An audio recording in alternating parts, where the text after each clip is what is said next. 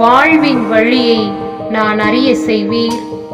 உமது முன்னிலையில் எனக்கு நிறைவான மகிழ்ச்சி உண்டு.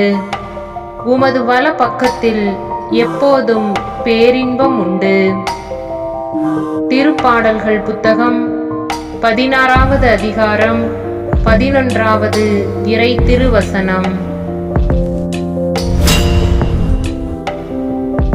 மன்றாடுவோம். அன்பு இறைவா, ஒவ்வொரு நாளின் இறுதியிலும் இந்த உலகத்தின் வாழ்க்கையிலே விரக்தியும் மன அழுத்தமும் தான் மிஞ்சுகின்றது. மகிழ்வும் பேரின்பத்தையும் உம் பிரசன்னத்தில் மட்டுமே நாங்கள் கண்டுகொள்ள முடிகிறது. அன்பு இறைவா, அந்த ஆசிரை நீர் எங்களுக்கு வாழ்வாக கொடுத்திருக்கிறீர். அந்த வாழ்வை நான் தெரிந்து கொள்ள இன்றைக்கே நாங்கள் முற்படுவோம்.